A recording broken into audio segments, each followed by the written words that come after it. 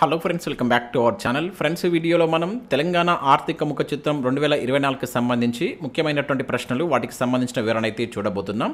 So ఈ సెషన్లో మనం పారిశ్రామిక రంగం అనేటువంటి టాపిక్ పైన ప్రశ్నలు అయితే చూద్దాం. మనం ఇప్పటివరకు అయితే 6 వీడియోస్ అప్లోడ్ చేయడం జరిగింది. ఇది 7th వీడియో. ఆ 6 వీడియోస్కి సంబంధించి నేను ప్లేలిస్ట్ క్రియేట్ చేశాను. ఎవరైనా చూడకుంటే మీరు ప్లేలిస్ట్కి వెళ్ళి చూసేటువంటి ప్రయత్నం చేయండి. చాలామంది ప్లేలిస్ట్కి సంబంధించి కనబడట్లేదు అని చెప్పేసి అంటున్నారు.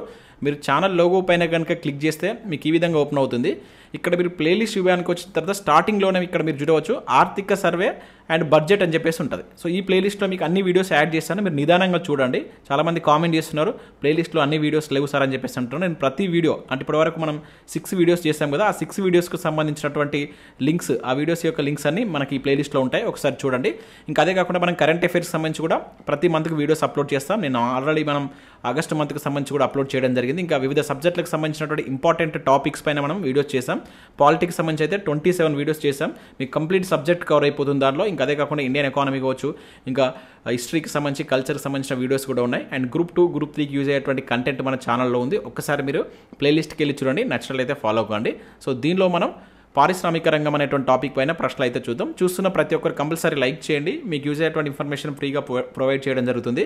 చాలామంది చూస్తున్నారు కానీ లైక్ చేయట్లేదు. ఖచ్చితంగా లైక్ చేయండి. ఈ వీడియోకి అయితే నేను 2000 లైక్స్ ఎక్స్పెక్ట్ చేస్తున్నాను. ఎవరికైతే యూజ్ ఉంటుందో వారికి షేర్ చేయండి అండ్ సబ్స్క్రైబ్ చేసుకొని చూడండి. రెగ్యులర్గా మీకు జాబ్ అప్డేట్స్ అంతాయి.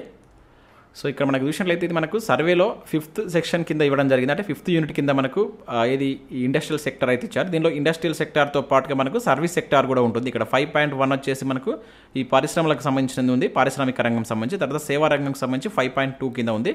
సో ఈ 2 వీడియోస్లో మనకి ఇది కంప్లీట్ అయిపోతుంది. ఈ వీడియో అండ్ నెక్స్ట్ వీడియో తోటి మనం ఇండస్ట్రియల్ సెక్టర్ అనేది కంప్లీట్ చేస్తాం.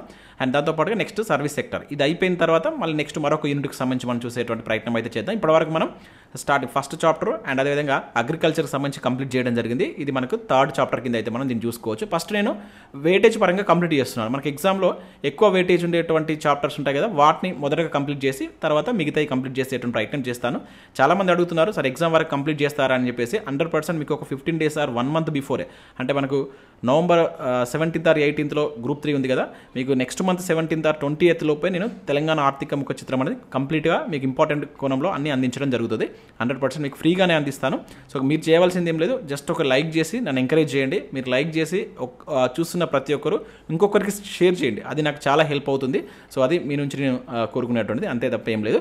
సో ఇక్కడ మన వీడియోలో ఫస్ట్ క్వశ్చన్ కనుక చూసినట్లయితే, తెలంగాణ ఆర్థిక ముఖ చిత్రం 2024కి సంబంధించి క్రింది వాటిలో సరి అయినవని చెప్పేసి అంటున్నాడు. సో ప్రస్తుత ధరలకు సంబంధించి ఇక్కడ డేటా ఇవ్వడం జరిగింది. అది ఇక్కడ మీరు దాన్ని దృష్టిలో పెట్టుకొని దీనికి ఆన్సర్ చేయండి.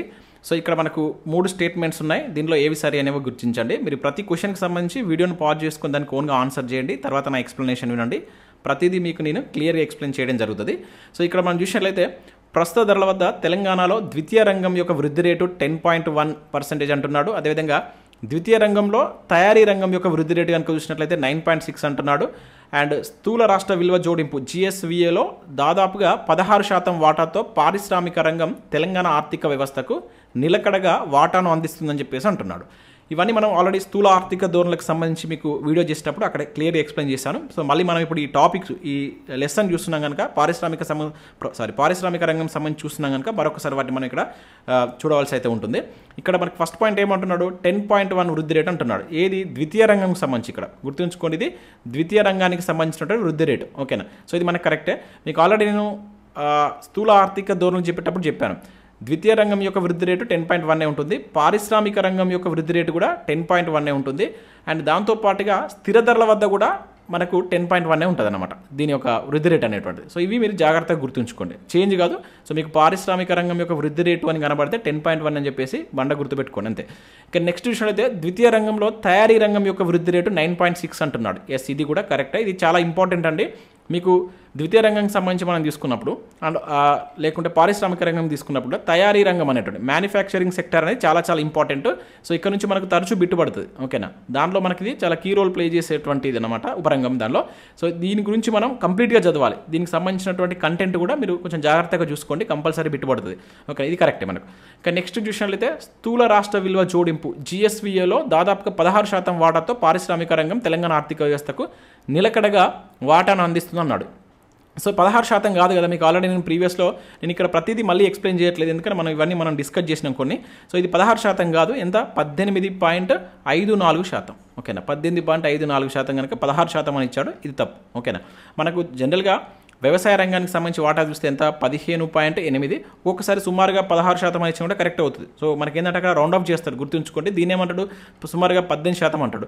అండ్ సర్వీస్ సెక్టర్ ఏమంటాడు, సుమారుగా 65% అంటాడు, 65 పాయింట్ సంథింగ్ ఉంటుంది కనుక సుమారుగా అని చెప్పేసి ఇట్లా మనకు ఇస్తారు కనుక ఇట్లా ఇచ్చిన మనకు బిట్ అది కరెక్ట్ అయితే అక్కడ పాయింట్స్ మీరు పరిగణలోకి తీసుకోకండి. ఓకేనా, సో ఇది మనకు తప్పుగా ఇచ్చింది కనుక ఆన్సర్ ఏమవుతుంది 192 అనేది దీనికి సంబంధించి మనకు కరెక్ట్ ఆన్సర్ అవుతుంది. ఓకేనా, సో జాగ్రత్తగా వీటికి సంబంధించి మీరు ఈ వాల్యూస్ గుర్తుంచుకోండి. ఏదైనా మనం ఆ యూనిట్ చదువుతున్నప్పుడు దాని యొక్క షేర్ ఎలా ఉంది, దాని యొక్క గ్రోత్ రేట్ ఎట్లా ఉందని ఫస్ట్ చూడండి, తర్వాత దానికి సంబంధించి అంశాలు ఏమి ఇచ్చారని చూసేటువంటి ప్రయత్నం చేయండి. సో ఇది మనకు 5th సెషన్ కింద, అంటే 5th సెక్షన్ కింద మనకు పారిశ్రామిక రంగం సంబంధించి ఇచ్చాడు. మీకు ఇంతకుముందు ఆల్రెడీ చెప్పాను, దీనిలో ఇండస్ట్రియల్ అండ్ సర్వీస్ సెక్టార్కి సంబంధించి అయితే ఉంటాయి. మనం ఇండస్ట్రియల్ సెక్టార్కి సంబంధించి ఒక 2 వీడియోస్లో కంప్లీట్ చేద్దాం, సర్వీస్ సెక్టర్ సంబంధించి మరొక 2 వీడియోస్లో కంప్లీట్ చేసేటువంటి ప్రయత్నం చేస్తాం.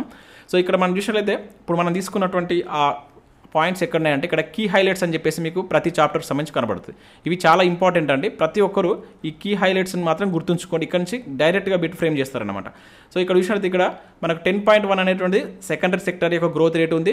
ఇది గ్రోత్ రేట్ ఎప్పుడు వస్తుంది, మనకు లాస్ట్ ఇయర్తో కంపేర్ చేసుకున్నప్పుడు వస్తుంది. 2022-23 తోటి మనకు ఇప్పుడు ఉన్నటువంటి ఇయర్ని కంపేర్ చేస్తే మనకు ఇది సెకండరీ సెక్టర్ యొక్క గ్రోత్ రేట్ అనేది 10.1 ఉంది. ఓకేనా, అదేవిధంగా ఇక్కడ మీరు చూసినట్లయితే మిగతా ఇవ్వకుండా ఓన్లీ మ్యానుఫ్యాక్చరింగ్ సబ్ సెక్టర్, మనకి మ్యానుఫ్యాక్చరింగ్ సెక్టర్ అనేది సబ్ సెక్టర్ దీనిలో ఈ పారిశ్రామిక రంగంలో. సో ఇది 9.6 ఉందని చెప్పేసి ఇక్కడ మెన్షన్ చేసింది, స్పెసిఫిక్గా మెన్షన్ చేసింది కనుక దీన్ని మనం గుర్తుంచుకోవాలి. ఇది ఇంపార్టెంట్ అన్నమాట దీనిలో. అంటే మనకు పారిశ్రామిక రంగం వారి ద్వితీయ రంగంలో చాలా ముఖ్యమైనటువంటి ఉపరంగం ఏదైనా ఉందంటే అది మనకి ఇది తయారీ రంగమే ఉంటుంది అనమాట. సో ఇది ఇంపార్టెంట్, దీని నుంచి మీకు అక్కడ నేను బిట్ ఇవ్వడం జరిగింది. అండ్ అదేవిధంగా ఆ గ్రోత్ ఏది మనం వాటా ఉన్నాం చూసారా, ఏది పారిశ్రామిక రంగ వాటాకు సంబంధించి మనం ఆల్రెడీ స్థూల ఆర్థిక ధోరణులకు సంబంధించి చూసేటప్పుడు చూడడం జరిగింది.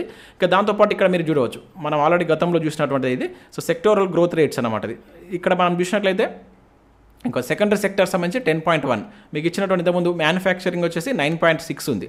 ఓకేనా, అదేవిధంగా మైనింగ్ అండ్ క్వారీకి సంబంధించి 10.5, అండ్ దాంతోపాటుగా ఎలక్ట్రిసిటీ అండ్ గ్యాస్ వాటర్ దీనికి సంబంధించి 10.3. ఇవన్నీ మనకు ప్రస్తుత ధరల వద్ద, మళ్ళీ స్థిర ధరల వద్ద వేరే ఉంటుంది. మీకు ఆల్రెడీ నేను గతంలో చెప్పాను, వాటిని మీరు ఒకసారి కంపేర్ చేసుకొని జాగ్రత్తగా చూడండి, బిట్ ఎట్లయినా కూడా అడగడానికి ఛాన్స్ ఉంటుంది. సో ఇది మనకు ఫస్ట్ క్వశ్చన్కి సంబంధించి ఆన్సర్ ఏమవుతుంది 192 అనేది దీనికి సంబంధించి మనకు కరెక్ట్ ఆన్సర్ అవుతుంది. ఓకేనా, సో ఇట్లా మీకు నేను క్లియర్గా డీటెయిల్గా ఎక్స్ప్లెయిన్ చేస్తాను, కొంచెం ఓపిక్గా వినండి. క్వశ్చన్ ఎట్లయినా రావచ్చు, మనం అడిగేటువంటి క్వశ్చన్ రావాలని ఏం లేదు, అందుకనే ప్రతి అంశాన్ని మీ ముందు సర్వేను చూపిస్తూ ఎక్స్ప్లెయిన్ చేస్తున్నాను. మీకు మళ్ళీ ఇది సర్వే చూడకుండా నా వీడియోస్ కనుక విన్నట్లయితే మీకు 100% సబ్జెక్ట్ కవర్ అయ్యే విధంగా నేను కవర్ చేస్తున్నాను.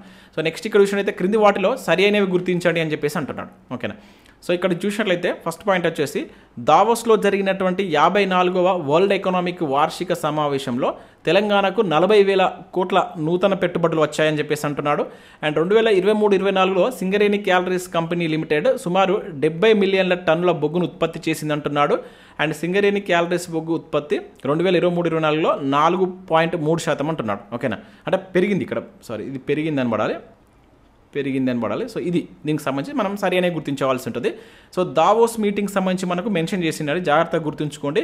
మనకు 54వ ఈ దావోస్ మీటింగ్ ఉంది కదా, వార్షిక సమావేశం. దీనికి మనకు సీఎం రేవంత్ రెడ్డి కావచ్చు అండ్ శ్రీధర్ బాబు గారు కావచ్చు, మన తెలంగాణ నుంచి కూడా ఒక టీం వెళ్ళిందనమాట. సో అక్కడ చాలా ఒప్పందాలు గురినాయి, మనకు కొంత పెట్టుబడులు వచ్చినాయి.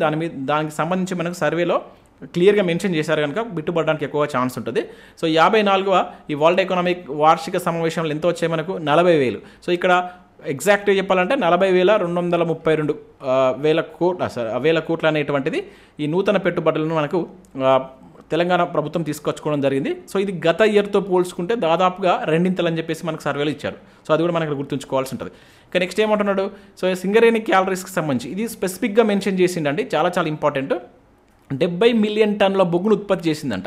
సో ఇది ఏమంటున్నారు, ఇది మనకు ఒక నూతన మైలురాయి అని చెప్పేసి వాళ్ళు, అంటే ఒక మంచి ఉత్పత్తి వచ్చిందని చెప్పేసి అక్కడ మనకు మెన్షన్ చేయడం జరిగిందనమాట. సో దీనికి కారణం ఏంటంటే రాష్ట్రంలో ఉన్నటువంటి మైనింగ్ సెక్టర్ ఉంది కదా, మనం గనులు తవ్వకాలు అంటాం కదా, సో అది దీనికి తోడ్పడింది, దాని యొక్క వృద్ధి రేటుకి ఇది తోడ్పడింది అని చెప్పేసి మెన్షన్ చేసింది అనమాట దానిలో.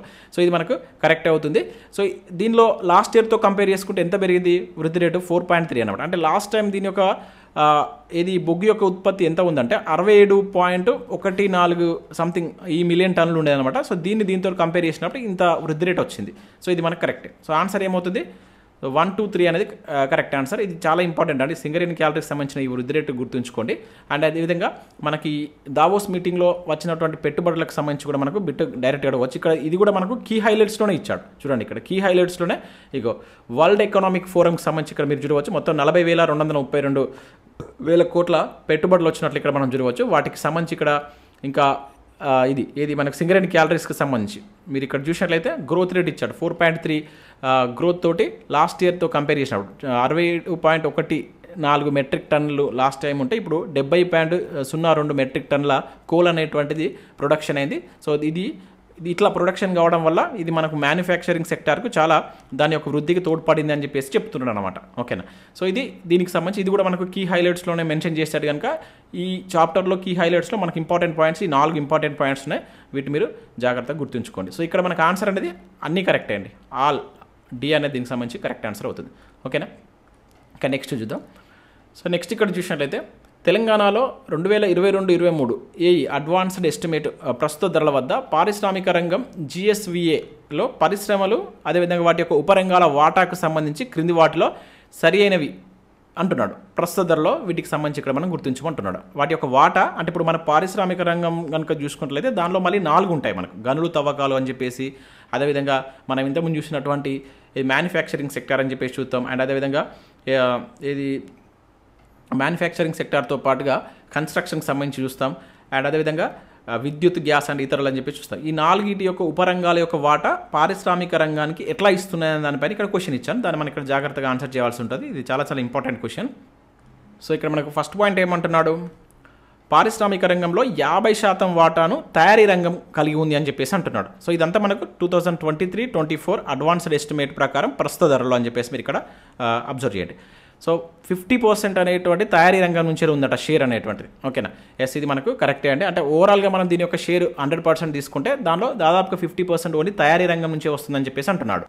సో ఇది మీకు కరెక్టే అవుతుంది. అంటే టోటల్గా మనకి ఇక్కడ ఈ పారిశ్రామిక రంగం యొక్క వాటా మనం వాల్యూస్ పరంగా చూసినప్పుడు 2023-24లో ఎంత ఉందంటే 2,48,505 కోట్లు ఉందన్నమాట. సో దీనిలో 50% అనేది దీని నుంచి ఎలా వస్తుందని చెప్పేసి అంటున్నాడు. అది ఎంత వాల్యూ అనేది కూడా చూద్దాం మనం. ఇక నెక్స్ట్ పారిశ్రామిక రంగంలో 1/4 వంతు వాటా నిర్మాణ రంగం నుంచి వస్తుంది అంటున్నాడు. ఓకేనా. ఎస్, ఇది కూడా కరెక్టే. 1/4 వంతు అంటే 100లో 1/4 వంతు దీని నుంచి వస్తుంది అంటున్నాడు.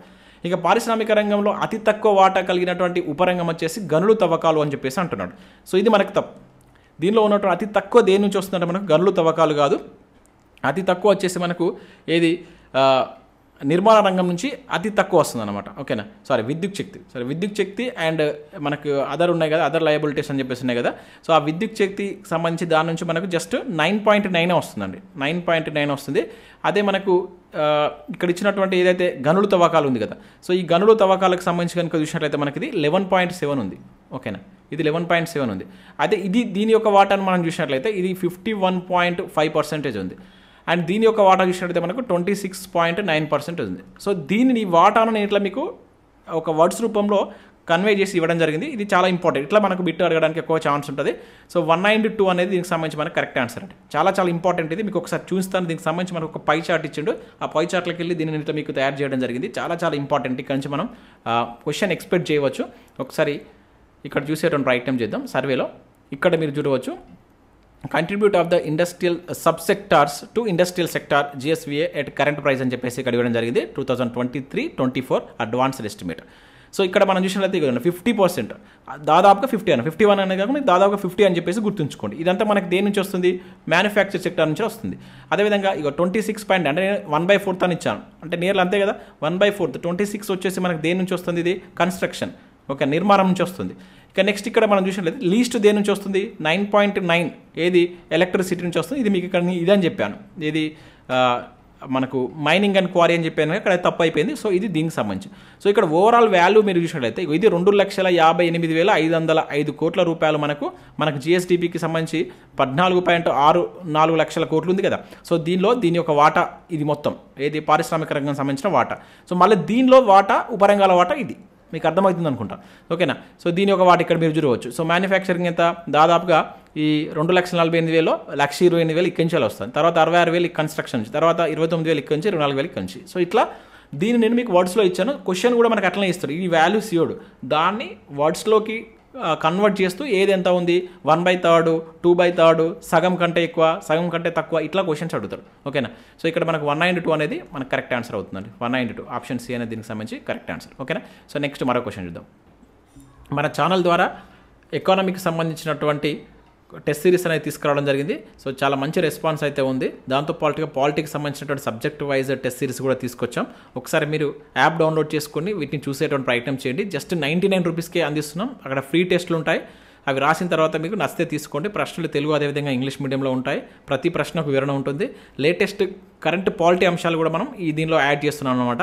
సో దీనికి సంబంధించి ఇట్లా మనం డేట్ ఇచ్చేస్తాం, డేట్ వైజ్గా అండ్ చాప్టర్ వైజ్గా 50-50 క్వశ్చన్స్ తోటి ఎగ్జామ్ అయితే కండక్ట్ చేస్తున్నాం. కావాల్సిన వారు ఒక్కసారి మీరు యాప్ డౌన్లోడ్ చేసుకొని అక్కడ శాంపిల్ టెస్ట్లు ఉంటాయి, చూసిన తర్వాత నచ్చితే కోర్స్ అయితే తీసుకోండి. తర్వాత దీని యొక్క ప్రైస్ అనేది పెంచబోతున్నాం. కావాలనుకున్నవారు ఇమీడియట్గా ఇదే రోజు తీసుకోండి. Thanks for watching. Thank you.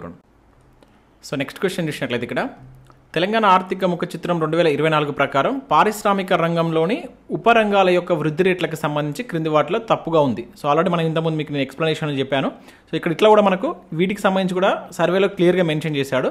ప్రస్తుత ధరలో వీటి యొక్క వృద్ధి రేట్లు ఎట్లా ఉన్నాయనేది. ఇక్కడ మనం చూసినట్లయితే నిర్మాణ రంగం యొక్క వృద్ధి రేటు 10.9 అని చెప్పేసి అంటున్నాడు. ఎస్, ఇది మనకు కరెక్టే అండి. హైయెస్ట్గా ఉండేటువంటిది వృద్ధి రేటు ఏంటంటే దీనిలో మనకు నిర్మాణ రంగం యొక్క వృద్ధి రేటు. ఇది గుర్తుంచుకోండి. ఎక్కువగా ఏది వృద్ధి రేటు నమోదు చేసిందని డైరెక్ట్గా క్వశ్చన్ అడిగినట్లయితే నిర్మాణ రంగం అని చెప్పేసి గుర్తుంచుకోండి, కన్స్ట్రక్షన్ సెక్టర్. ఇక నెక్స్ట్ గనులు తవ్వకాలు వచ్చేసి మనం ఇంతకుముందు చూసాం, ఇది 10.5. అండ్ విద్యుత్ గ్యాస్ నీటి సరఫరా వచ్చేసి 9.1 అంటున్నాడు. ఇది మనకు తప్పుగా ఇవ్వడం జరిగింది యాక్చువల్గా. అండ్ తయారీ రంగం మీకు ఇంతకుముందే చెప్పాను నేను 9.6 అని మనం ఫస్ట్ క్వశ్చన్లో చూసాం. సో ఇది 9.1 అని చెప్పేసి ఇవ్వడం జరిగింది. ఇది మనకు దీనిలో దీని యొక్క వృద్ధి రేట్ అనేది 9.1 కాదు, ఇది మనకు విద్యుత్ గ్యాస్ ఇది వచ్చేసి 10.3 ఉందన్నమాట, ఓకేనా. ఇది 10.3 యాక్చువల్గా దీని యొక్క వృద్ధి రేటు 10.3. ఓవరాల్గా మొత్తం ఈ 4 రంగాలకు సంబంధించి పారిశ్రామిక రంగం యొక్క వృద్ధి రేటు చూసుకుంటే మనకు 10.1 ఉంది, ఓకేనా. సో దీనిలో ఇవి 100%గా చూసినప్పుడు మనకు దీని యొక్క వృద్ధి రేట్లు అనమాట. అంటే ఇవి ఎట్లా వస్తాయి మనకు గత ఇయర్ తోటి చూసినప్పుడు వస్తాయి, ఓకేనా. ఇక్కడ మీరు చూసినప్పుడు ఇక్కడ క్లియర్గా మెన్షన్ చేసిండు సబ్ సెక్టర్ గ్రోత్ అని చెప్పి చూడవచ్చు. ఇక్కడ 10.5 వచ్చేసి మీరు చూసినట్లయితే వీటికి సంబంధించి మ్యానుఫ్యాక్చరింగ్ సెక్టర్ కావచ్చు, అదేవిధంగా 9.6 వచ్చేసి మ్యానుఫ్యాక్చరింగ్ సెక్టర్ సంబంధించి కావచ్చు, అదేవిధంగా మైనింగ్ అండ్ క్వారీకి సంబంధించి 10.5 కావచ్చు. సో ఇట్లా టోటల్గా వీటికి సంబంధించి ఇక్కడ మనకి ఇవ్వడం జరిగింది. సో దీన్ని మనం ఇక్కడ దీనికి సంబంధించినటువంటి ఈ షీట్లో కూడా మనం చూడవచ్చు. ఓవరాల్గా మనకు ఈ సెకండరీ సెక్టర్కి సంబంధించి చూసినప్పుడు 10.1 అనేది ఉంది. సో దీనిలో మనకు ఇండివిజువల్గా చూసినప్పుడు 10.5 వచ్చేసి ఇది మైనింగ్ అండ్ క్వారీ, దాని తర్వాత 9.6 వచ్చేసి మ్యానుఫ్యాక్చరింగ్, అండ్ దాని తర్వాత మనకి electricity, gas, water supply and other వాటికి చూసినట్లయితే 10.3 ఉంది. అండ్ కన్స్ట్రక్షన్ వచ్చేసి 10.9. అండ్ హైయెస్ట్గా ఏది ఉంది ఇక్కడ 10.9 గుర్తుంచుకోండి. సో ఒకవేళ వీటిని కనుక అవరోహణ క్రమంలో ఆరోహణ క్రమంలో కూడా అమర్చమంటారండి. ఇదే క్వశ్చన్ మనకి అట్లా ఇచ్చినట్లయితే మీరు ఇట్లనే అమర్చండి. సో ఇది ఫస్ట్, ఇది సెకండ్, ఇంకో ఇది థర్డ్ అవుతుంది. ఇక్కడ ఇది మనకు 10.3 అనమాట, ఇది థర్డ్ అవుతుంది, ఇది ఫోర్త్ అవుతుంది, ఓకేనా. ఇది ఆరోహణ క్రమంలో. అవరోహణ క్రమంలో అంటే ఇప్పుడు అవరోహణ క్రమం అంటే ఇది, ఆరోహణ క్రమం అంటే రివర్స్ మళ్ళీ, ఓకేనా. సో మీకు ఇవి తెలిసినట్లయితే క్వశ్చన్ ఎట్లా ఇచ్చినా మీరు ఆన్సర్ చేయగలుగుతారు. ఇది మనకు టోటల్గా పారిశ్రామిక రంగం యొక్క వృద్ధి రేట్లకు సంబంధించి, అది కూడా ప్రస్తుత ధరలు, ఓకేనా. ఇంకా నెక్స్ట్ క్వశ్చన్ ఇక్కడ మనం చూసినట్లయితే తెలంగాణ ఆర్థిక ముఖ చిత్రం 2024 ప్రకారం తెలంగాణలోని మొత్తం శ్రామిక శక్తిలో ద్వితీయ రంగంలో, ఇక్కడ ద్వితీయ రంగం అంటే ఏమంటున్నాడు, ఇంక్లూడింగ్ గనులు తవ్వకాలు సహా అంటున్నాడు. జనరల్గా మనకు గనులు తవ్వకాలు అనేటువంటిది ద్వితీయ రంగంలో ఉండదు కదా, పారిశ్రామిక రంగంలో ఉంటుంది. సో దీంతో కలుపుకున్నప్పుడు ఎంత శాతం ఉపాధి పొందుతున్నారు అంటే ఇక్కడ డైరెక్ట్గా మనకు పారిశ్రామిక రంగం అని చెప్పేసి కూడా నవ్వచ్చు, ఓకేనా. అట్లా ఇవ్వకుండా ఒక్కొక్కసారి క్వశ్చన్ ఇట్లా మనం కన్ఫ్యూజ్ చేసే విధంగా కూడా ఉంటుంది మనకు. ఎందుకంటే ఇదే వర్డ్ను మనకు సర్వేలో మెన్షన్ చేశారు కనుక క్వశ్చన్ మీకు నేను ఇట్లా ఇచ్చాను. అయితే ఎంతమంది ఉపాధి పొందుతున్నారు ద్వితీయ రంగం దాంతో సహా ఇంక్లూడింగ్ గనులు తవ్వకాలతో సహా అంటున్నాడు. 20% 25%, 27%, 30% అని చెప్పేసి అంటున్నాడు. సో ఆన్సర్ విషయంలో సుమారుగా 30% అండి, అంటే నియర్లీగా 29.79% అనేటువంటిది మనకు ఈ ద్వితీయ రంగం ఇంక్లూడింగ్ గనులు తవ్వకాలతో కలుపుకొని 29.79 మంది ఉపాధి పొందుతున్నారంట. ఇది ఇండియాలో చూసినట్లయితే 32% ఉంది. ఇది మనం కంపేర్ చేస్తూ మనకు సర్వేలు ఇవ్వడం జరిగింది, అంటే కొంచెం తక్కువగా ఉందన్నమాట. 32 అంటే ఒక 2% తక్కువగా ఉంది. అంటే ఓన్లీ మనకు ఈ ఏది ఇండస్ట్రియల్ సెక్టర్ మీద డిపెండ్ అయ్యి ఉన్నటువంటి ఎంప్లాయీస్ ఎంతమంది ఉన్నారంటే 30% అని చెప్పేసి సుమారు అని గుర్తుంచుకోండి. సో దీనికి సంబంధించి మనకి ఎట్లా ఇచ్చిండు, ఇక్కడ మీరు చూసినట్లయితే రీసెంట్ డేటాను కూడా మెన్షన్ చేసినాడు. అప్ టు మార్చ్ 2024 వరకు కూడా ఇక్కడ మనకు మెన్షన్ చేయడం జరిగింది. సో ఇది ఎట్లా పెరుగుతూ వచ్చింది ఇయర్ వైజ్గా 23లో కావచ్చు 24 వరకు ఎట్లా పెరుగుకుంటూ వచ్చింది. సో ఇక్కడ మనం చూసినట్లయితే ఇది వచ్చేసి మనకు తెలంగాణకు సంబంధించి, ఇది ఇండియాకు సంబంధించి. ఇక్కడ ప్రజెంట్ ఇది అడుగుతాడు మనకి, ఈ ట్రెండ్ అడుగుతాడు. సో తెలంగాణలో 29.8 నియర్లీ 30% ఉంది, ఇక్కడ 32% ఉందన్నమాట. అంటే దాదాపుగా ఒక 30% మెంబర్స్, ఓకేనా, 30 అంటే ఓవరాల్గా 1/3 మెంబర్స్ అనుకోండి. 1/3 మెంబర్స్ అనేటువంటిది ఎక్కడి నుంచి ఉపాధి పొందుతున్నారు మన దగ్గర. సో ఇండస్ట్రియల్ సెక్టర్, అట్లా కాకుండా ఒకవేళ సెకండరీ సెక్టార్ ఇంక్లూడింగ్ ఇది మైనింగ్ అండ్ క్వారీ అని చెప్పేసి కూడా క్వశ్చన్ ఇవ్వచ్చు. నేను అందుకని ఇట్లా ఇచ్చాను. మీకు క్వశ్చన్ అక్కడ అట్లా ఎందుకు మెన్షన్ చేస్తానంటే ఇక్కడ ఇవ్వడం కూడా మనకు అట్లా ఇచ్చాడు, including mining sector and mining and quarry అని చెప్పేసి ఇచ్చాడు. దానితో ఇంక్లూడ్ చేసి సెకండరీ సెక్టార్ తోటి ఇంక్లూడ్ చేసి ఇవ్వడం జరిగింది అనమాట. సో అందుకనే క్వశ్చన్ అట్లా ఫ్రేమ్ చేసిన. మనకు మేబీ సర్వేను బేస్ చేసుకున్న వాళ్ళు క్వశ్చన్ ఇస్తారు కనుక మన క్వశ్చన్ కూడా అట్లా పడవచ్చు, అందుకని అట్లా మెన్షన్ చేయడం జరిగింది. సో ఆన్సర్ వచ్చేసి ఆప్షన్ డి అనేది కరెక్ట్ ఆన్సర్ అవుతుంది. ఓకే, దీనికి సంబంధించి నెక్స్ట్ మరో క్వశ్చన్ చూద్దాం ఇక్కడ. సో ఇది మనకి ఇప్పటి వరకు సర్వేలో మెన్షన్ చేసినటువంటి కొన్ని ఇంపార్టెంట్ విషయాలకు సంబంధించి గ్రోత్ రేట్ కావచ్చు, వాటికి సంబంధించినటువంటి షేర్ కావచ్చు. ఇప్పుడు అవి అట్లా ఉండడానికి గల కారణం అంటే ప్రభుత్వం ఎటువంటి చర్యలు తీసుకుంటే అంత గ్రోత్ రేట్ వచ్చింది అనేది నెక్స్ట్ మనకు పథకాలు ఉంటాయి అన్నమాట. మీకు ఆల్రెడీ నేను ప్రీవియస్ వీడియోలో చెప్పాను, సర్వే మొత్తం మనకు అట్లనే ఉంటుంది. ఫస్ట్ ఏ రంగంలో ఎంత వృద్ధి వచ్చింది, ఎంత మనం కంట్రిబ్యూట్ చేస్తున్నాం, దానిలో ఎంత ఎంప్లాయ్మెంట్ ఉందని చెప్పేసి ఇస్తారు. అంత ఉండడానికి గల కారణం ఏంటంటే ప్రభుత్వం చేపట్టినటువంటి కొన్ని ముఖ్యమైనటువంటి సంక్షేమ పథకాలు కావచ్చు అని కొన్ని కార్యక్రమాలు అని చెప్పేసి ఇస్తారు. ఇట్లా మనకు ముఖ్యంగా ఒక 3 నుంచి 4 పథకాల గురించి దీనిలో మెన్షన్ చేసిండు. 100% ఇక్కడి నుంచి బిట్ ఉంటుందండి. ఇక్కడి నుంచి బిట్ లేకుండా క్వశ్చన్ పేపర్ ఉండదు. జాగ్రత్తగా మీరు వీటికి సంబంధించి నేర్చుకునే ప్రయత్నం చేయండి. సో ఇక్కడ మనం దానికి సంబంధించి మనం 6th క్వశ్చన్ కనుక చూసినట్లయితే టీజీ ఐపాస్, అంతకుముందు మనకు టీఎస్ ఐపాస్ అని ఉంది, ఇప్పుడు ఇది టీజీ ఐపాస్కి సంబంధించి క్రింది వాటిలో సరి అయినది. ఇక్కడ మనకు ఐ అనేది స్మాల్గా వస్తుంది, క్రింది వాటిలో సరి అయినవని చెప్పేసి ఇక్కడ ఇవ్వడం జరిగింది. చాలా మోస్ట్ ఇంపార్టెంట్ స్కీమ్. ప్రీవియస్లో మనకు టీఎస్ ఐపాస్కి సంబంధించి మీన్స్ ఇప్పుడు టీజీ ఐపాస్ అంటున్నాం. చాలాసార్లు క్వశ్చన్స్ అడిగిండు. నేను దీని మీద కూడా ఇప్పుడు మీకు 2 to 3 క్వశ్చన్స్ తీసుకున్నాను. బిట్టుపడడానికి ఎక్కువగా ఛాన్స్ ఉంటుంది ఈ స్కీమ్కి సంబంధించి. ఇక్కడ ఏమంటున్నాడు, టీజీ ఐపాస్ అంటే ఏమంటున్నాడు, Telangana industrial project approval and self certificate system అని చెప్పేసి అంటున్నాడు. ఓకేనా, ఇది కరెక్టే. మనకు ప్రీవియస్లో డైరెక్ట్గా అన్నాడు టీజీ ఐపాస్ను విస్తరించమని చెప్పేసి అడిగింది అనమాట. So Telangana industrial project approval self certification, ఇక్కడ మనం కొంచెం కన్ఫ్యూజ్ అవుతాం. సెల్ఫ్ సర్టిఫికేషన్ సిస్టమ్, ఓకేనా, అంటే ఏంటిది ఇక్కడ స్వీయ ధృవీకరణ అని చెప్పేసి అంటాం. ఓకేనా, సో మనకు అంతకుముందు 2002లో సింగిల్ విండో సిస్టమ్ అని చెప్పేసి నారా చంద్రబాబు నాయుడు గారు తీసుకొచ్చారు. సో జనరల్గా దీన్నే కొంచెం మాడిఫై చేసి మనకు టీఎస్ ఐపాస్ కింద మనకు బీఆర్ఎస్ గవర్నమెంట్ తీసుకురావడం జరిగింది. అంటే దీనికి ఉన్నటువంటి మెయిన్ డిఫరెన్స్ ఏంటంటే ఇక్కడ స్వీయ ధృవీకరణ అన్నమాట. అంటే ఇక్కడ వేరే ఎటువంటి గవర్నమెంట్ ఆఫీసర్స్ సంబంధించి దాన్ని ధృవీకరించకుండా మరి మీరు ఏదైతే ఆ ఇండస్ట్రియల్ పెట్టాలనుకుంటున్నారో దానికి సంబంధించినటువంటి ఇన్ఫర్మేషన్ అంతా మనం వాళ్ళకి ఇచ్చేసి కింద మనమే దానికి సంబంధించి అప్రూవల్గా సైన్ చేయడం అనమాట. ఓకేనా, సో దాన్ని ఇక్కడ మనం ఏమంటున్నాం, స్వీయ ధృవీకరణ సెల్ఫ్ సర్టిఫికేషన్ సిస్టమ్ అని చెప్పేసి పిలుస్తున్నాం. ఓకేనా, అది మనకు అంతకుముందు ఉన్నటువంటి సింగిల్ విండో సిస్టమ్ ఉంది కదా, దీనికి ఉన్నటువంటి మెయిన్ డిఫరెన్స్ అది గుర్తుంచుకోండి. సో ఇది కరెక్ట్. ఈ అబ్రివేషన్ గుర్తుంచుకోండి, చాలా చాలా ఇంపార్టెంట్, అడగడానికి ఎక్కువ ఛాన్స్ ఉంటుంది. సో ఈ చట్టం 2014లో అమల్లోకి వచ్చింది. ఎస్, ఇది కరెక్టే. మనకు 2014 నుంచి ఇది అమల్లోకి రావడం జరిగింది. దీని యొక్క మెయిన్ ఇంటెన్షన్ ఏంటంటే, ఇది ఎందుకు తీసుకొచ్చారంటే, సో మనకు ఎవరైతే పారిశ్రామికవేత్తలు ఉంటారో కదా వారికి భారీ ప్రోత్సాహకాలను, రాయితీలను ప్రకటించడం ద్వారా ఇక్కడ మనకి ఏమవుతుందంటే పారిశ్రామిక రంగంకి సంబంధించి దాన్ని ప్రోత్సహించడం, జాతీయ అంతర్జాతీయ పెట్టుబడులను ఆకర్షించడం వల్ల మనకి ఇక్కడ ఆర్థిక అభివృద్ధి అనేటువంటి పెరుగుతుంది. సో అది దీని యొక్క మెయిన్ ఇంటెన్షన్ అనమాట, దాని యొక్క ముఖ్య లక్షణం కింద మనం చూడవచ్చు. సో దీనిలో ముఖ్యంగా ఏంటంటే పరిశ్రమల మధ్య కొంత పోటీతత్వాన్ని కూడా పెంచుతుంది. అట్లా పెంచడం వల్ల మనకు ప్రొడక్షన్ ఎక్కువ జరిగి ఉత్పత్తి పెరిగి ఆటోమేటిక్గా ఆర్థిక వ్యవస్థగా తోడ్పడుతున్న ఉద్దేశంతో ముఖ్యంగా కొన్ని రాయితీలు ఇస్తారు అనమాట, దీనిలో ప్రోత్సాహకాలు ఇస్తారు. ఏది పన్ను విషయంలో కావచ్చు, అండ్ వీళ్ళు ఇండస్ట్రీస్ పెట్టుకోవాలనుకున్నప్పుడు ఆ భూమి విషయంలో కావచ్చు, ఇట్లా కొన్ని ప్రోత్సాహకాలు ఇస్తారు. అది మీరు కంటెంట్లో ఇంకొంచెం డెప్త్గా చూసే ప్రయత్నం చేయండి. ఓకేనా, ఇక్కడ మనకు సెకండ్ది కరెక్ట్. ఇక 2023-24లో టీఎస్ ఐపాస్ ద్వారా మొత్తం ఇక్కడ 2677 అండి, ఇది ఇక్కడ 7 బలేదు. సో 2677 యూనిట్ల అనుమతులు పొందగా సుమారుగా 28,000 కోట్ల ప్రతిపాదిత పెట్టుబడులు వచ్చాయని చెప్పేసి అంటున్నాడు. ఇది మనకు క్లియర్గా మెన్షన్ చేసింది ఇది సర్వేలో, ఇది కరెక్టే అండి. అంటే టీఎస్ ఐపాస్ ద్వారా మొత్తం మనకు ఇన్ని యూనిట్లు అంటే ఇన్ని పరిశ్రమలకు వాళ్ళు పర్మిషన్స్ ఇస్తే దాని ద్వారా మనకు ఎంత లబ్ధి చేకూరిందంటే 28,000 కోట్ల ప్రతిపాదన పెట్టుబడులు రావడం జరిగింది. దాని ద్వారా కొంత ఎంప్లాయ్మెంట్ కూడా జరుగుతుంది. ఎంప్లాయ్మెంట్ కూడా దాదాపు ఉపాధి కూడా ఒక మనం ఎస్టిమేట్ వేసుకుంటాం అన్నమాట. సో అదొక 84,000 వరకు ఉపాధి కూడా జరిగింది అని చెప్పేసి వీళ్ళు ఎస్టిమేట్ వేయడం జరిగింది. సో దీనిలో మనకు ఇప్పుడు నిర్వహణలో ఉన్న వచ్చేసి దాదాపుగా 664 అనేది నిర్వహణలో ఉన్నాయంట. ఇది ఓవరాల్గా మనకు దీనిలో ఇప్పటి వరకు ఈ పెట్టుబడులకు సంబంధించి ఈ 5,664 అనేటువంటిది మనకేంటిది ఎక్కడైతే 28,000 కోట్ల పెట్టుబడులు ఉన్నాయో సో ఇవి ఇప్పటివరకు ఇంత పెట్టుబడులు వచ్చినాయి. ఇవి ప్రతిపాదిత పెట్టుబడులు, ఇవి ఆల్రెడీ పెట్టినటువంటి పెట్టుబడులు అని చెప్పేసి మనకు దాంట్లో మెన్షన్ చేయడం జరిగిందనమాట. ఒకసారి మీకు దానికి సంబంధించి కూడా సర్వేలో ఏమి ఇచ్చారని చూస్తాను. సో ఇక్కడ 3 కరెక్టే అండి. ఓకే, ఇది గుర్తుంచుకోండి, ఇంపార్టెంట్ అబ్రివేషన్ కావచ్చు. అండ్ ఇది ఎప్పుడు అమల్లోకి వచ్చింది, దీని యొక్క మెయిన్ ఇంటెన్షన్ ఏందనేది గుర్తుంచుకోండి. ముఖ్యంగా ఏంటంటే ఇక్కడ అన్ని అనుమతులకు ఒకటే దరఖాస్తు ఉంటుంట. అంతకుముందు చాలా ఒక 100కు పైగా దరఖాస్తులు అనేటువంటి చేయాల్సినటువంటి పరిస్థితి ఉంది. ఇప్పుడు అట్లా కాకుండా సింగిల్ దరఖాస్తు తోటి మీరు ఆన్లైన్లో వీటికి అప్లై చేసుకోవాల్సి ఉంటుంది. ఆన్లైన్లో అప్లై చేసుకున్న తర్వాత వితిన్ 72 అవర్స్లో దానికి సంబంధించి వాళ్ళు రిప్లై ఇవ్వాల్సి ఉంటుంది. ఓకే, అక్కడ వాళ్ళు ఇచ్చేటువంటి దానికి కొన్ని పారామీటర్స్ ఉన్నాయి, అది కూడా నేను నెక్స్ట్ క్వశ్చన్లో మీకు ఎక్స్ప్లెయిన్ చేసేటువంటి ప్రయత్నం చేస్తాను. ఒకసారి ఇక్కడ మన సర్వేలో ఏమి ఇచ్చారని చూద్దాం. ఇక్కడ మీరు చూడవచ్చు. సో ఇక్కడ ఆ డీటెయిల్ ఇన్ఫర్మేషన్ ఇచ్చారు. టీజీ ఐపాస్కి సంబంధించి మనకు 2023-24లో టోటల్గా ఎన్ని అప్రూవల్ వచ్చి ఎన్ని అప్రూవ్డ్ అయ్యాయి అంటే ఎన్ని అప్రూవల్ అయ్యాయని చెప్పేసి ఇక్కడ ఇచ్చారు 2,677. ఇంకా దాంతోపాటుగా ప్రపోజ్డ్ ఇన్వెస్ట్మెంట్ 28,000 కోట్ల వరకు ఇన్వెస్ట్మెంట్ ప్రతిపాదిత అంచనా ఉందని చెప్పేసి చెప్తున్నారు. అదేవిధంగా ప్రొజెక్టెడ్ ఎంప్లాయ్మెంట్ ఎంత 84,000 ఎంప్లాయ్మెంట్ అనేటువంటిది అంచనా వేస్తున్నారు అనమాట.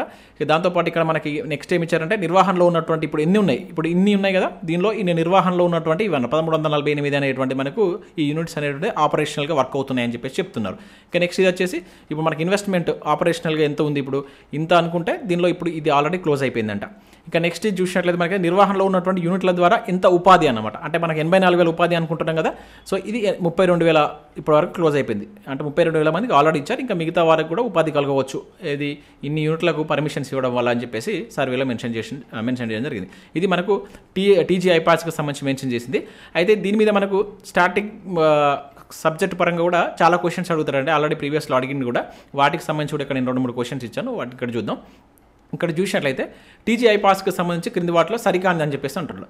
సో దీనిలో తప్పుగా ఉంది ఏంటి, ఇక్కడ మనం చూసినట్లయితే 5 కోట్ల వరకు గల పెట్టుబడులు గల పరిశ్రమలకు జిల్లా స్థాయిలో కలెక్టర్ ఆధ్వర్యంలో కమిటీ అనుమతులు ఇస్తుంది అని చెప్పేసి అంటున్నారు. ఎస్, ఇది మనకు కరెక్టే.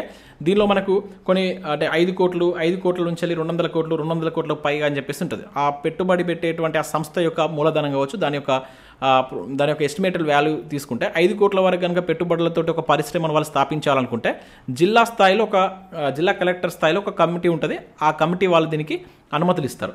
ఒకవేళ 5 కోట్ల నుంచి 200 కోట్లకు కనుక ఉన్నదనుకోండి దాని వాల్యూ, ఏది ఆ ఇండస్ట్రీస్ 5 నుంచి 200 కోట్ల మధ్య ఉన్నదనుకోండి, అప్పుడు దీనికి ఎవరు పర్మిషన్స్ ఇస్తారంటే మనకు ఎవరైతే పరిశ్రమల శాఖ కార్యదర్శి ఆధ్వర్యంలో ఒక కమిటీ ఉంటుంది, అతను ఇస్తాడు.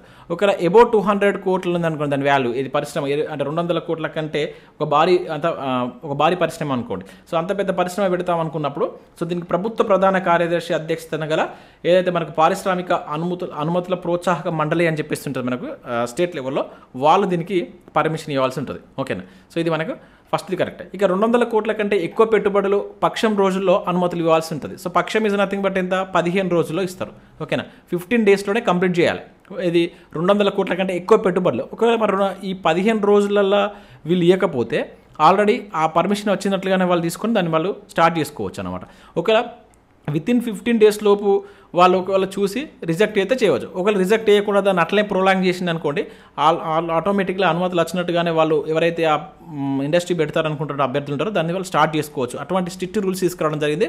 ఒకవేళ లేట్ చేసినా కూడా కూడా ఇక్కడ ఫైన్ కూడా పెట్టి పెనాల్టీ కూడా ఆ సంబంధిత అధికారి రోజుకు 1,000 రూపాయలు చొప్పున పెనాల్టీ కట్టించడం, వాళ్ళ యొక్క సర్వీస్లో వాళ్ళకి ప్రమోషన్స్ విషయంలో కొన్ని రూల్స్ అండ్ రెగ్యులేషన్స్ తీసుకురావడం అనేటువంటిది అంటే కొన్ని స్ట్రిక్ట్ రూల్స్ తీసుకొచ్చింది అనమాట పర్మిషన్స్ విషయంలో ఈ టీఎస్ ఐపాస్ ద్వారా. ఎందుకంటే ఎక్కువ ఇండస్ట్రీస్ పెట్టడం వల్ల ఇక్కడ మనకు ఎకనామికల్గా గ్రోత్ పెరుగుతుంది, ఇండస్ట్రీస్ వల్ల చాలామందికి ఉపాధి అనేటువంటిది ఉంటుంది, దానివల్ల మనకు ఆర్థిక వ్యవస్థ కూడా అభివృద్ధి చెందాలనే ఉద్దేశంతో ఇక్కడ ముఖ్యంగా ఏది నూతన పెట్టుబడులను ప్రోత్సహించాలనే ఉద్దేశంతో దీన్ని తీసుకొచ్చారు.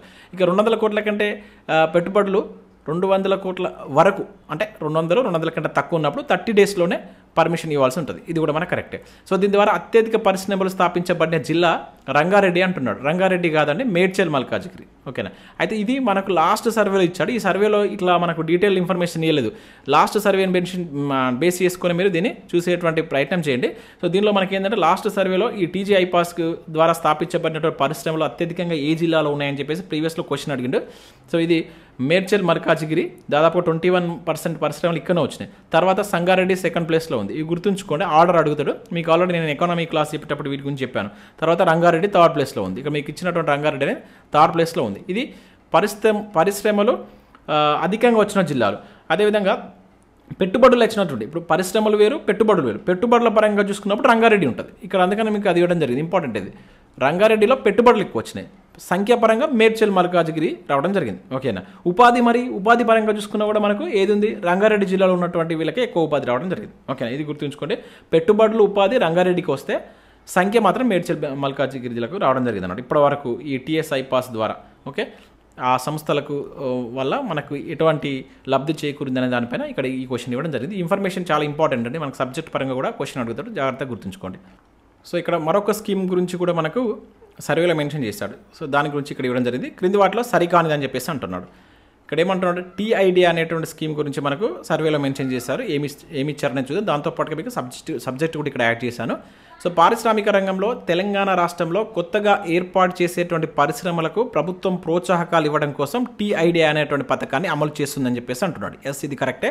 అంటే ఏవైతే కొత్తగా ఏర్పడేటువంటి వారికి ప్రోత్సాహకాలు, లైక్ ఎట్లా అంటే కొన్నిటిలో రీఎంబర్స్మెంట్ ఇవ్వడం, విద్యుత్ వ్యయం రీఎంబర్స్మెంట్ కావచ్చు, పావలా వడ్డీ స్కీమ్ కావచ్చు, ఇట్లా కొన్ని ప్రోత్సాహకాలు ఇవ్వడం వల్ల అక్కడ వాళ్ళు కొంచెం ఉత్సాహంతో ఎక్కువగా పరిశ్రమలు స్థాపించడానికి స్కోప్ ఉంటుంది కనుక, సో అట్లా ఆ పర్పస్లో మనకు ఈ టీఐడియా అనేటువంటి ఒక పథకాన్ని తీసుకురావడం జరిగింది అనమాట. సో టీఐడియా అంటే ఏంటి, ఇక్కడ దీని యొక్క అబ్రివేషన్ అడిగింది ఒకసారి. ఓకేనా, ఏంటిది, తెలంగాణ ఇండస్ట్రియల్ ఎంటర్ప్రీనియర్ అడ్వాన్స్మెంట్ అని చెప్పేసి అంటాం. ఓకేనా, Telangana industrial development, Telangana industrial development entrepreneur advancement అని చెప్పేసి అంటాం. సో ఇది దాని యొక్క అబ్రివేషన్, అది కూడా అడగడానికి ఛాన్స్ ఉంటుంది. సో దీని ద్వారా ఇది ఒక ప్రోత్సాహక పథకం అన్నమాట. ఎవరైతే లైక్ అక్కడ ఇండస్ట్రీస్ పెట్టాలనుకుంటారో ఆ వ్యాపారులు ఉంటారు కదా, వాళ్ళకు పలు రకాల ప్రోత్సాహకాలు అందిస్తుంది. ఆ ప్రోత్సాహకాలు ఎట్లుంటాయి, సబ్సిడీల రూపంలో పోవచ్చు, భూమి వ్యయం, భూమికి అయ్యేటువంటి ఖర్చు సంబంధించి కావచ్చు, ఇంకా అదే కాకుండా స్టాంప్ డ్యూటీ, ముఖ్యంగా స్టాంప్ డ్యూటీ విషయంలో కూడా వీళ్ళకు దాదాపుగా ఒక 100% ఇస్తారు, 100% వరకు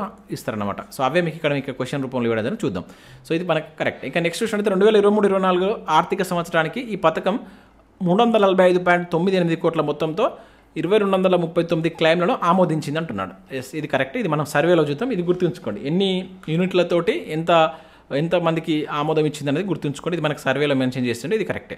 ఇక నెక్స్ట్, ఈ పథకం ద్వారా సూక్ష్మ చిన్న తరహా పరిశ్రమలకు 50% స్టాంప్ డ్యూటీ మినహాయించారంటున్నాడు. ఇది మనకు తప్పు. 50% కాదు, 100% మనకు స్టాంప్ డ్యూటీ అనేటువంటిది మినహాయింపు ఇవ్వడం జరిగింది. ఇది ఒక ప్రోత్సాహం, ప్రభుత్వం ఇచ్చేటువంటి ప్రోత్సాహం కింద మనం గుర్తుంచుకోవాల్సి ఉంటుంది. ఇది ఏది, దీనిలో మళ్ళీ మనకు డివైడ్ చేశారు.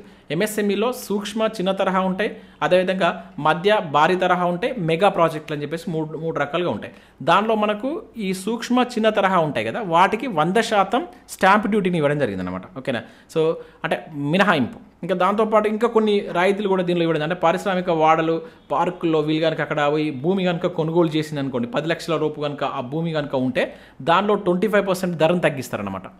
సో అట్లా కొన్ని రాయితీలు ఇచ్చింది. ఇట్లా చాలా రకాలు ఉంటాయి. మీరు కంటెంట్ పరంగా చూసేటువంటి ప్రయత్నం చేయండి, అక్కడ ఇంకా కొంచెం డెప్త్గా ఉంటుంది. ఇంకా సూక్ష్మ చిన్న తరహా పరిశ్రమలకు తీసుకునేటువంటి రుణాలకు పావలా వడ్డీ పథకాన్ని అమలు చేస్తుంది. ఎస్, దీనిలో ఇండస్ట్రియల్ సెక్టార్కి సంబంధించి పావలా వడ్డీ స్కీమ్ కూడా తీసుకురావడం జరిగింది. జనరల్గా మనకు పావలా వడ్డీ అనేది ఫస్ట్ ఈ సెల్ఫ్ హెల్ప్ గ్రూప్స్ ఉంటాయి కదా, వాళ్ళతోటి స్టార్ట్ అయింది. తర్వాత దీన్ని వ్యవసాయ రంగంలోకి తీసుకొచ్చారు. తర్వాత మనకు ఇండస్ట్రియల్ సెక్టార్ కూడా దీన్ని తీసుకురావడం జరిగింది. ఒకసారి క్వశ్చన్ ఎట్లా అడిగిందంటే, పావలా వడ్డీలో ఎంత పర్సెంటేజ్ వడ్డీ ఉంటుందని చెప్పేసి అన్నాడు. 3% ఉంటుందండి పావలా వడ్డీ, అంటే 3% గుర్తుంచుకోండి, చాలా ఇంపార్టెంట్.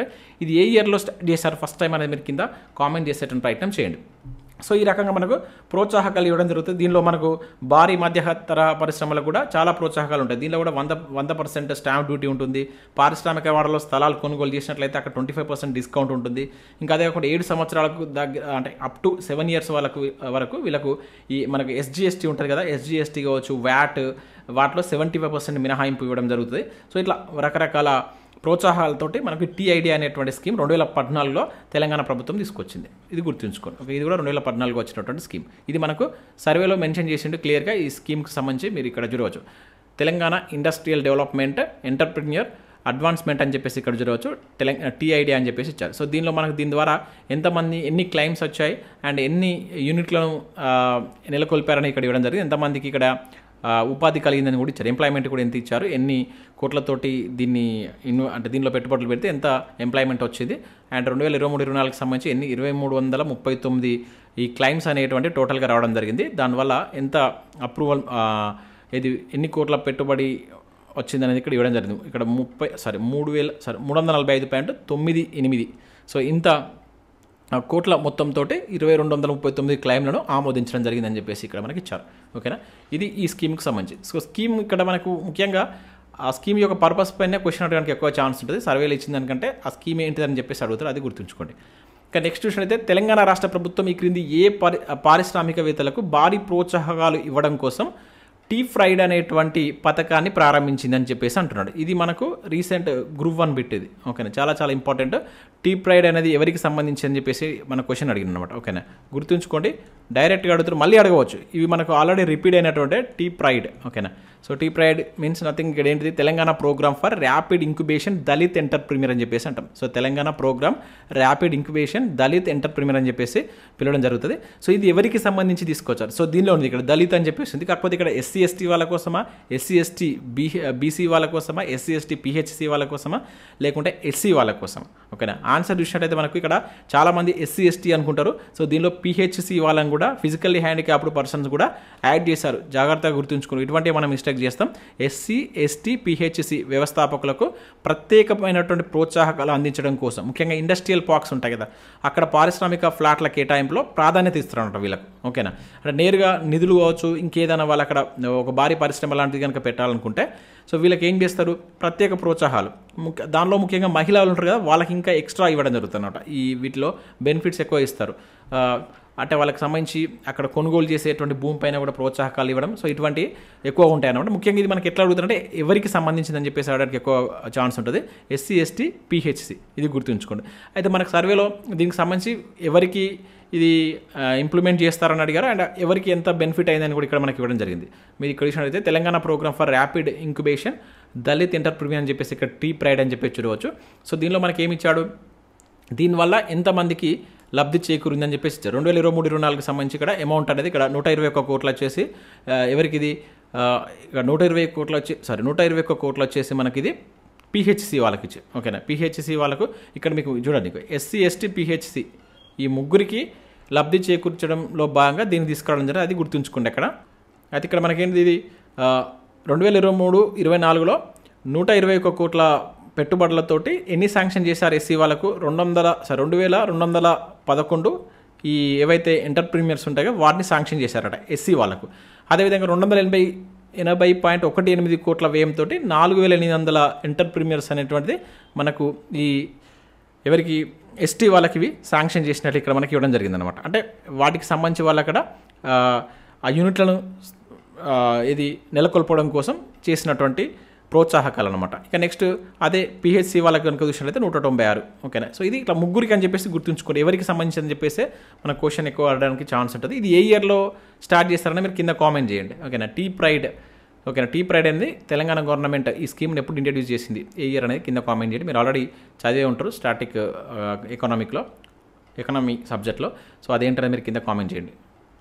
సో నెక్స్ట్ క్వశ్చన్ ఇక్కడ చూసినట్లయితే 2024లో తెలంగాణలో ముగ్గురు భారీ పారిశ్రామికవేత్తలు, ఇది 220 అండి, ఇక్కడ మొత్తం కట్ అయింది 220 బిలియన్లకు పైగా పెట్టుబడులు పెట్టనున్నట్లు ప్రకటించారు. అయితే క్రింది వాటిలో ఆ సంస్థలను గుర్తించండి అని చెప్పేసి అంటున్నారు. ఆ సంస్థలకు సంబంధించి ఈ పెట్టుబడులకు సంబంధించి మనకు సర్వేలో మెన్షన్ చేశారు, అందుకని ఈ క్వశ్చన్ ఇట్లా మీకు ఇవ్వడం జరిగింది.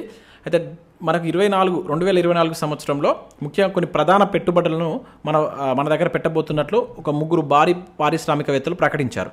ఆ సంస్థలు ఏంటి అని చెప్పేసి ఇక్కడ అంటున్నాడు. ఓకేనా, సో ఇక్కడ JSW నియో ఎనర్జీ 90 మిలియన్ల పెట్టుబడి, గోడి ఇండియా ప్రైవేట్ లిమిటెడ్ 80 బిలియన్ల పెట్టుబడి, అండ్ వెబ్వాక్స్ 52 బిలియన్ల పెట్టుబడి, అమెజాన్ 45 మిలియన్ల పెట్టుబడి. సో దీనిలో మనకు ఈ 3 ఉన్నాయండి. ఇవి 3 మనకు ఏదైతే 54వ దావోస్ మీటింగ్ ఉంది కదా, అక్కడ వీటికి సంబంధించి మనకు సీఎం కేసీఆర్ గారు వీటి గురించి సీఎం రేవంత్ రెడ్డి గారు వీటికి సంబంధించి మనకు చెప్పడం జరిగింది. చాలా పెట్టుబడులు వచ్చాయి, దాదాపు 40,000కు పైగా పెట్టుబడులు అనేటువంటి ఆకర్షించడం జరిగింది. సో దానిలో భాగంగా కొన్ని ప్రధాన కంపెనీస్ అనేటువంటి ఇక్కడ దాదాపుగా ఈ 220 బిలియన్కి పైగా పెట్టుబడులు పెట్టబోతున్నట్టు ప్రకటించారు. దానిలో ఈ 3 ప్రధాన కంపెనీస్ గుర్తుంచుకోండి. సో ఇది లేదు, అమెజాన్ లేదు. అంటే ఇక్కడ ఆన్సర్ ఏమవుతుంది, మనకు 1, 2, 3 అనేది ఆన్సర్ కావడం జరుగుతుంది. వీటికి సంబంధించి మనకు సర్వేలో మెన్షన్ చేశాడు కనుక మనం గుర్తుంచుకోవాల్సి. ఆల్రెడీ మనం కరెంట్ అఫైర్స్లో భాగంగా నేను వాటి గురించి మీకు ఎక్స్ప్లెయిన్ చేయడం జరిగింది. ఇక్కడ చూడవచ్చు, ఇక్కడ మేజర్ ఇన్వెస్ట్మెంట్ అని ఇచ్చారు. ఇక్కడ తెలంగాణకు సంబంధించినటువంటి మేజర్ ఇన్వెస్ట్మెంట్స్ అని చెప్పేసి 2024 సంబంధించి ఇవ్వడం జరిగింది. సో దీనిలో ఈ కంపెనీస్ JSW చూడండి, JSW నియో ఎనర్జీ వాళ్ళకి సంబంధించినటువంటి ఎంత పెట్టుబడి పెట్టబోతున్నారు, అండ్ దాంతోపాటుగా మనకు గోడి ఇండియా ఉంది కదా, సో ఇవి రిలయన్స్ వాళ్ళ ఇందులో రిలయన్స్కి సంబంధించినటువంటి కంపెనీస్వి.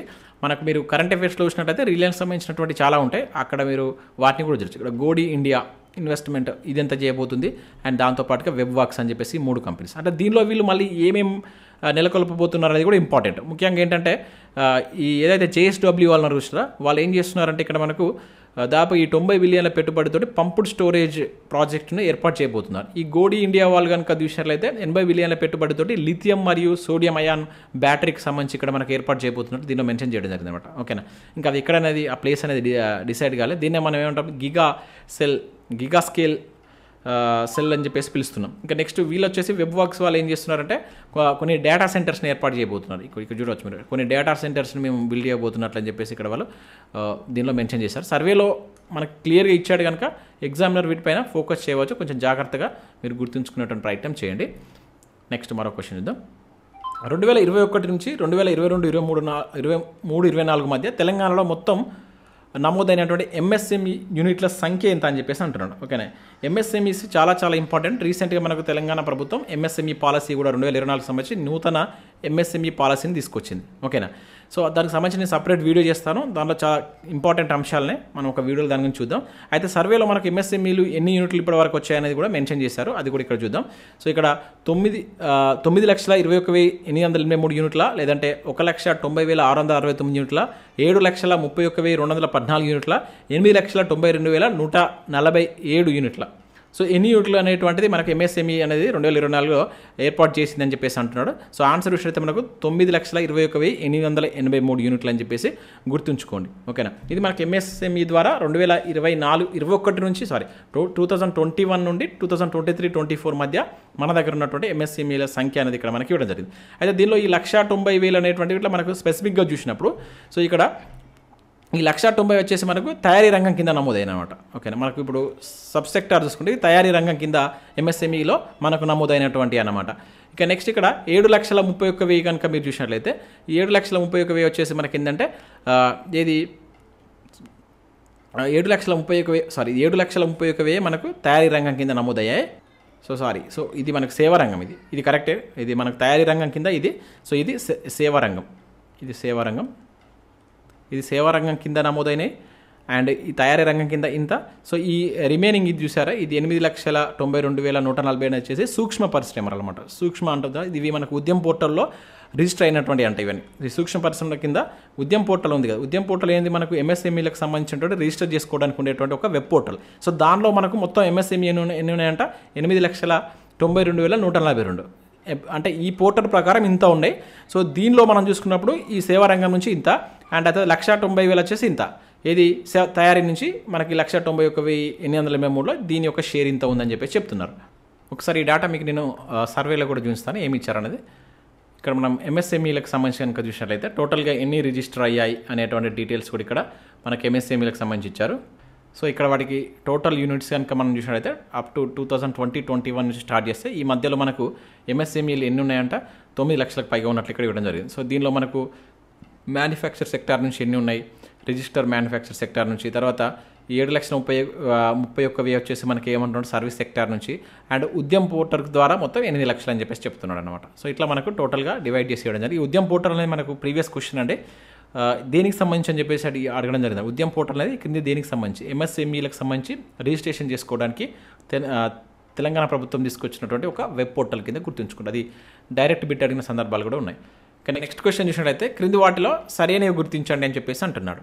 సో ఇక్కడ మనం చూసినట్లయితే తెలంగాణ రాష్ట్రంలో పారిశ్రామిక పార్కుల అభివృద్ధికి నోడల్ ఏజెన్సీ వచ్చేసి TGIIC అని చెప్పేసి అంటున్నాడు. ఇది ప్రీవియస్ బిట్ అండి, చాలా ఇంపార్టెంట్ గుర్తుంచుకోండి. సో మనకు తెలంగాణలో పారిశ్రామిక పార్కుల యొక్క అభివృద్ధికి నోడల్ ఏజెన్సీ ఏంటి అని చెప్పేసి అడిగాడు. అది TGIIC. TGIIC అంటే ఏంటంటే Telangana industrial infrastructure corporation limited. So ఇక్కడ TG అంటే తెలంగాణ. ఓకే, ఇది గుర్తించండి. ఇక్కడ ఫస్ట్ సెకండ్ కన్ఫ్యూజ్ అవుతాం. ఫస్ట్ మనకి ఏమొస్తుంది అంటే ఇండస్ట్రియల్ వస్తుంది, తర్వాత ఇన్ఫ్రాస్ట్రక్చర్ వస్తుంది. ఇది కార్పొరేషన్ లిమిటెడ్.